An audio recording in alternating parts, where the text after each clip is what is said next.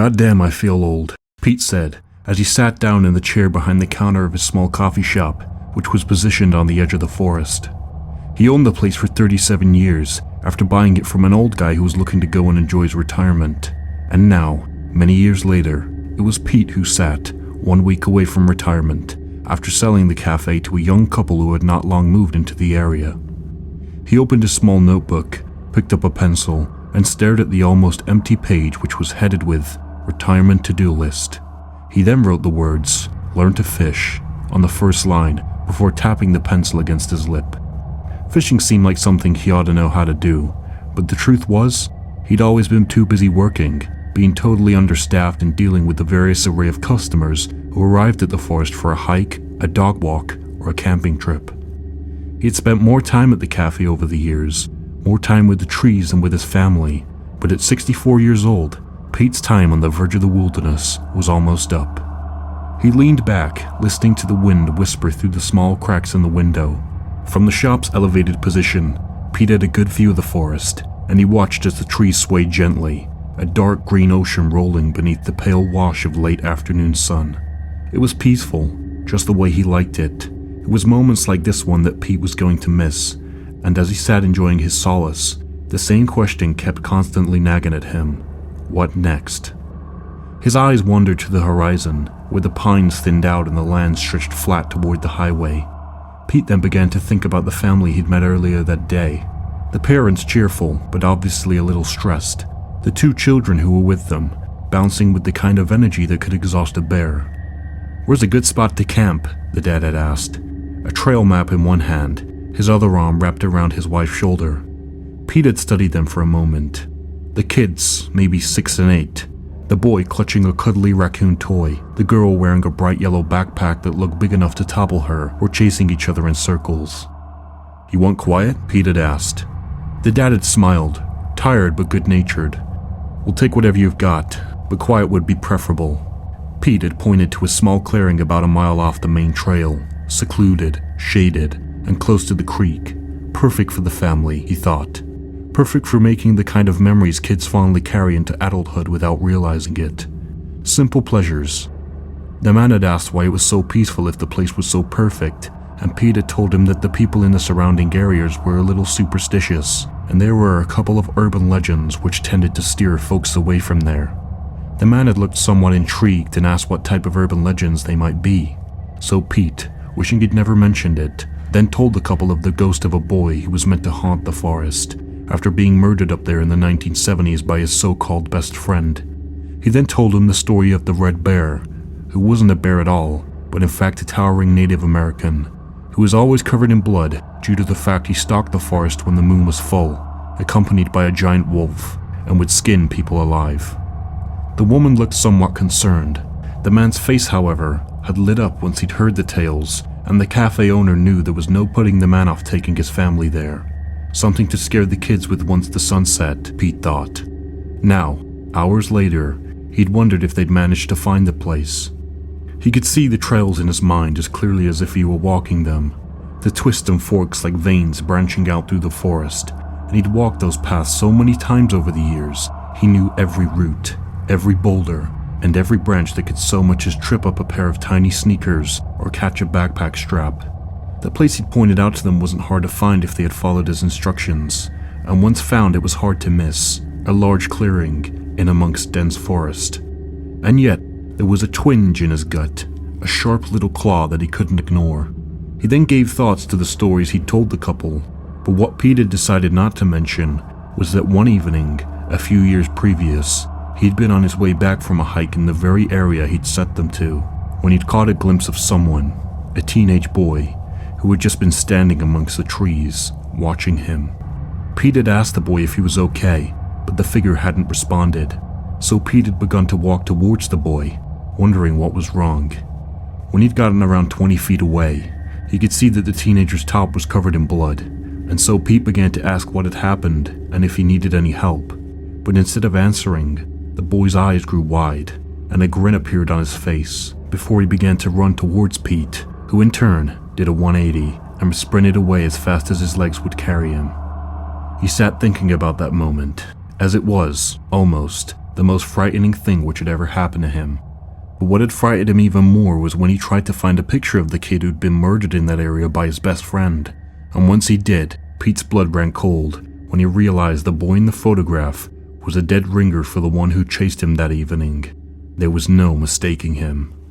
Pete tended not to give much credence to rumors. He'd heard many of them since the day he'd taken over the coffee shop. Killers, skinwalkers, giant bears, he heard them all, and none of them had ever been proven to be true on any level. But that boy had been real, even if he hadn't been alive. Have I done the right thing sending those folks up there? He asked himself. Pete stood, knees popping like dry twigs as he did so, and then reached for the binoculars hanging from a nail above the window. The clearing he'd sent them to was quite visible from the tower, but he scanned the tree line anyway, looking for movement, for a telltale shimmer of nylon or the flicker of a campfire in the dying light. He saw nothing, just the forest breathing its ancient, indifferent breath. He set the binoculars down, but that claw in his gut twisted again, a little sharper than before. Anxiety, worry. He glanced at the clock, almost 6, enough time to hike down there and back before dark, just to make sure they were okay, and yet he hesitated. He was retiring at the end of the week, a family with 2 fully grown adults, and it wasn't really his responsibility. He could radio it in, let the park ranger Tom come out and take a look, but that could take a few hours. Once again, he tried to tell himself it wasn't his problem. The trouble was, Pete knew himself a little better than that, and one thing he'd always trusted was his gut instinct, and right now, that gut was telling him to go check on that family. He grabbed his hat, his flashlight and his revolver, then readied himself to enter the tree line, for the forest waited, its shadows deepening, the dark wrapping itself around the woodland's untold secrets. Just as he was about to start his journey, he saw it. A thin thread of smoke curling in the air, faint at first, but growing thicker, darker. Pete grabbed the binoculars again. Just a campfire, he muttered to himself. The clearing he'd sent the family to was about where the smoke was rising. Families lit campfires, they toasted marshmallows, they told stories, but that smoke? Something about it wasn't right. It rose in uneven puffs, like it was stopping and starting. One long column, then a pause, 2 short bursts, then another long one. It didn't billow like a fire left to burn wild, and it wasn't the steady plume of a lazy cooking fire. It looked controlled. Pete lowered the binoculars and rubbed his jaw. Signals? Morse code? That was crazy. Who would even know how to do that out here? The kids? Not likely. The parents? He seriously doubted it. The knot in his gut tightened, and with it came that familiar, nagging question. Do you leave it alone? Some people wanted help, others resented it. He didn't want to go barging into someone's evening, only to find out they just figured how to burn wet wood. Still, the smoke lingered, its shape shifting and swaying like it was alive. Pete stood watching, trying to convince himself to ignore it. Just a few more shifts, he thought. Let it go. But he couldn't. Damn it, he muttered before grabbing his flashlight. He holstered his gun, and at the same time prayed to God he wouldn't have to use it. The wooden stairs creaked under his boots as he left the coffee shop, his joints joining in. The air cooled quickly now that the sun was sinking, the forest filling with the low rustle of nocturnal life waking up. The woodland felt different at dusk, its edges softer, its shadows deeper. He kept his flashlight off, letting his eyes adjust. As he walked away, the anxiety within him grew. What would he find when he reached the clearing? The family, all safe and sound, enjoying their time together? Or something else? Something bad? He didn't let himself linger on the thought. He just kept walking. The distant plume of smoke still visible through the trees, rising to the sky like a riddle. The forest had a way of talking to you when you were alone in it. Most of the time, Pete liked the sound of it. The creak of the trees swaying in the wind, the distant hoot of an owl, the crunch of his boots against the dirt. But as he moved, everything sounded sharper, closer, like the forest was leaning in to whisper secrets he did not want to hear. Every snap of a twig made his head jerk toward the sound. Every rustle of leaves had him gripping the revolver at his side. Pete wasn't one to get spooked, with that one exception. Many years around the forest had dulled his fear of wild animals, storms, and even the occasional drifter. But something about the air tonight felt different. Distant snapping sound echoed through the trees, like bones breaking underfoot. Pete froze, his breath catching. It could have been a deer, could have been a falling branch. "Pull it together for Christ's sake," he muttered under his breath, forcing his legs to move again. But his pulse quickened as he pressed on, the flashlight now a comforting weight in his hand, even though he still hadn't turned it on. He thought about the family.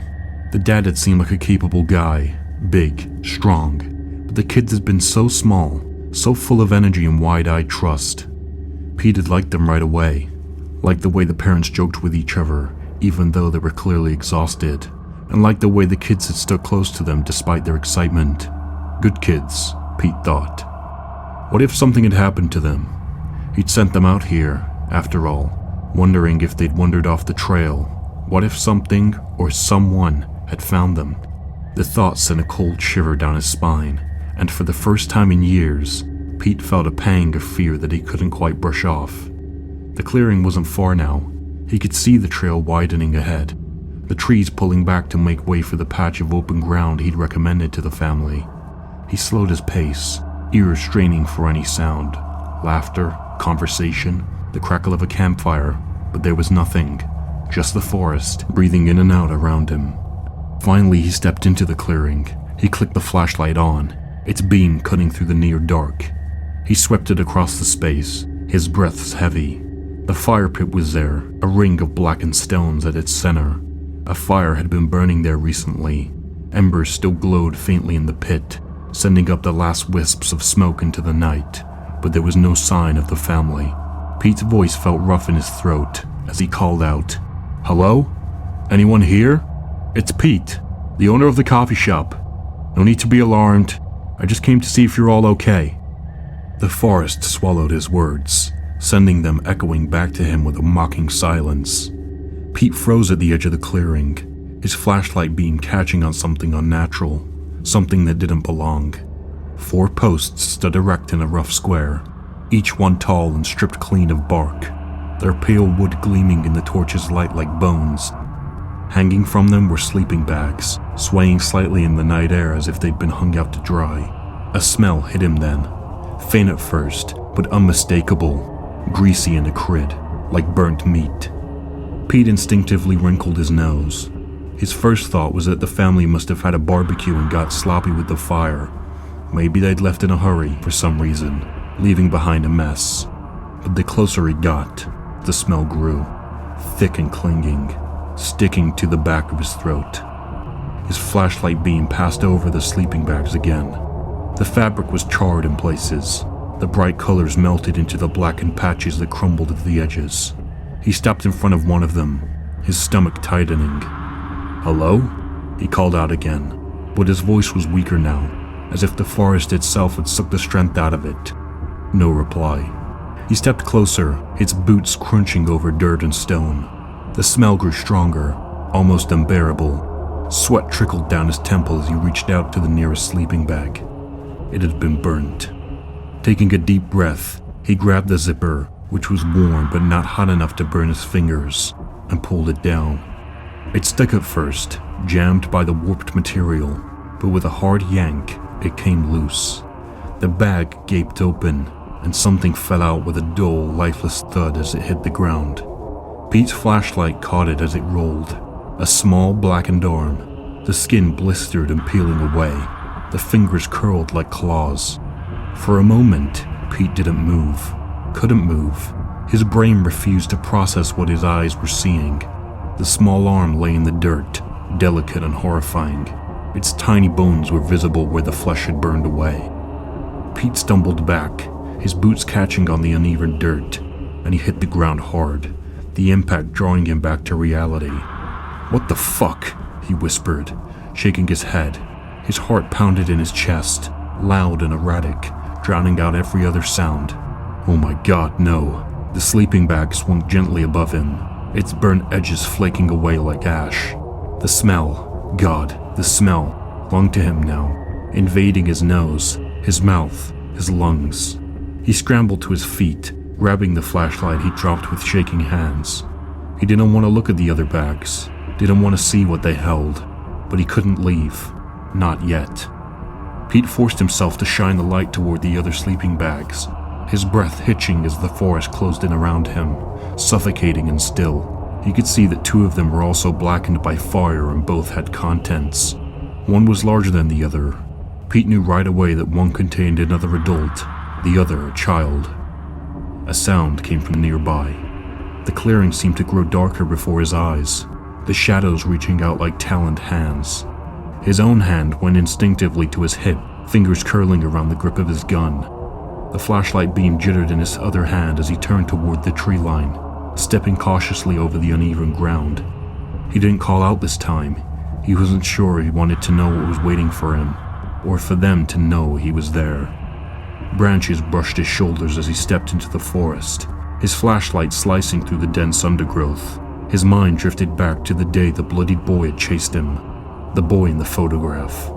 The beam caught on something, a glint of metal, and then he saw them. At first, his mind couldn't register what he was looking at, and it caused his head to swim. Standing in the gloom of the dying light was a man, or something that resembled one. The figure was enormous, towering at least 7.5 feet tall, its body broad and lean, covered in tattered buckskin. The figure's face was large, with bones beneath skin that had grown a little too much. The skin was painted with streaks of red and black, its small, deep-set eyes gleaming like embers. In its hand was an enormous knife, curved and wickedly sharp, and it glinted under the light of Pete's torch as the figure raised it high. And before the giant, tied naked to a tree, was the mother of the family whose butchered remains hung in burnt sleeping bags. She was screaming, begging for her life, her voice raw and desperate, her hands bound with rough rope. Her face was streaked with dirt and tears, her swollen, blackened eyes wild with terror as the blade hovered over her. Pete struggled to control his breathing. His hands trembled as he raised the gun, his flashlight trained on the giant figure. "Drop it!" Pete barked, his voice cracking. He steadied his aim, his finger tightening on the trigger. "Drop it or I'll fucking shoot you, you sick bastard! I swear to God!" But the figure didn't move, didn't even flinch. The knife glinted again as the woman's scream filled the night, mingling with the sound of Pete's own pounding heartbeat. Pete braced himself and aimed. Then, from somewhere behind him, a low growl. Pete froze. He didn't want to turn around, didn't want to take his eyes off the monstrous figure in front of him. The knife the thing held would split the woman in half. But the growl deepened, a sound so primal and savage it seemed to make his bones vibrate. Slowly, he twisted his neck, the flashlight beam following the movement. The wolf stood just feet away, its massive frame blocking the path back to the clearing. It was larger than any wolf Pete had ever seen, its eyes glowing with an unnatural yellow light, its huge teeth bared in a snarl. Drool dripped from its jaws, pooling on the ground as it crouched. Pete knew he didn't have time to think, didn't have time to act. The wolf lunged, its jaws snapping open as it hurled down toward him, a blur of teeth and rage. Pete fired his gun, the shot cracking like thunder in the still night. But it wasn't enough. The wolf slammed into him, its teeth sinking deep into his shoulder, its massive weight driving him toward the ground. Pete's flashlight flew from his hand, spinning wildly before smashing against a rock and plunging the surroundings into darkness. But in the moonlight, the last thing he saw before the wolf dragged him into the shadows was the giant figure, the knife raised high, and the woman's face twisted in a silent, screaming plea for help. But the giant Apache didn't strike the woman with it. Instead, he began to flay her, removing large pieces of skin to reveal red, raw muscle and yellow fat. Pete knew then, with a stone-cold certainty that pierced through his pain and fear, that he wouldn't make it to his retirement day. The forest that he thought he'd known so well had come to claim him, and he was about to be devoured by a huge beast. Soon, he'd be nothing more than a wolf shit, lying on the ground. There would be no... what next?